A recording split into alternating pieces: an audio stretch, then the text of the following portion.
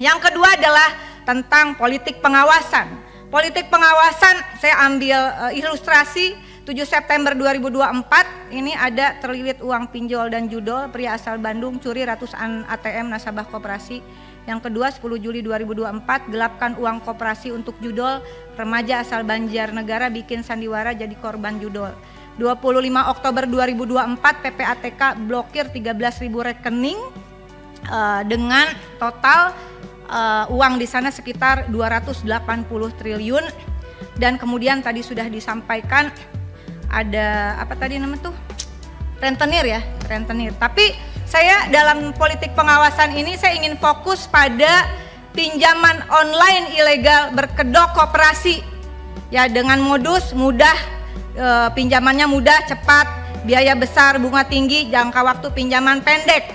Fintech lending ilegal ini menggunakan aplikasi website seolah legalitas koperasinya di-approve oleh Kementerian Koperasi UMKM.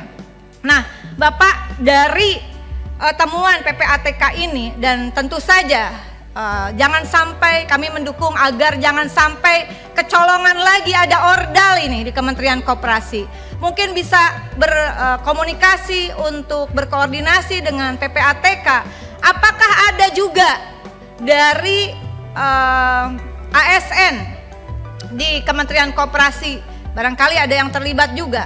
Atau segeralah mungkin membentuk tim mengenai fintech ilegal atau pinjol berkedok koperasi ini.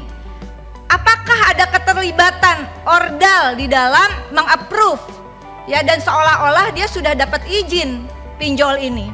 Yang kemudian juga penting adalah ini pinjol itu servernya 22% di Indonesia begitu, sisanya di luar negeri.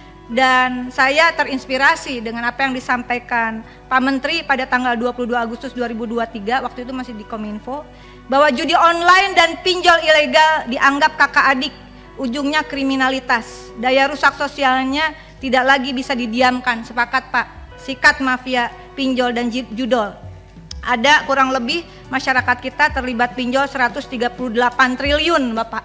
Nah, penting kiranya untuk saya kira antara pinjol ilegal berkedok koperasi, lalu kemudian ada judi online di dalamnya, lalu nanti ada kaitannya dengan tindak pidana pencucian uang, lalu ada kaitannya dengan tindak perdagangan manusia, TPPO begitu. Mohon di awal kita tidak usah berbasa-basi kayaknya, karena Pak Menteri ini lagi jadi sorotan ya dengan adanya ordal di kementerian yang lama. Dan saya berharap langkah cepat salah satunya adalah screening Pak di kementerian Bapak, termasuk yang terlibat pinjol or judol, karena di BUMN saja contohnya Indofarma itu terlibat pinjol, pakai uang perusahaan bayarnya.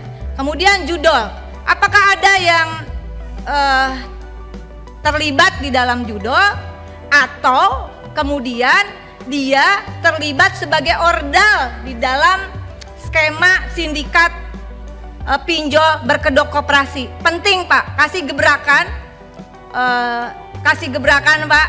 Dan ini saya kira program 100 hari kerja, kalau memang ada yang terlibat langsung pecat Pak, langsung beri sanksi dan usulkan. Saya sudah mengusulkan secara terbuka sanksinya kepada ASN yang terlibat ke dalam judol adalah Undang-Undang ITE, Undang-Undang KUHP, dan Undang-Undang tentang penyelenggaraan negara yang bebas dan bersih dari korupsi, kolusi, dan nepotisme. Demikian pimpinan, mudah-mudahan memang agak panjang, tapi saya datang pertama karena dikasih terakhir. Mudah-mudahan sebagai penutup, terima kasih Ibu Ketua yang selalu memberi kesempatan. Wallahul muwaffiq ila aqwamit thoriq. Wassalamualaikum warahmatullahi wabarakatuh. Waalaikumsalam. PKB ya. Pak Inengah Sanantara, kalau sudah ditanya teteh bisa dikurangi ya Pak ya. Kasihan Pak Menterinya mau rapat sama Presiden.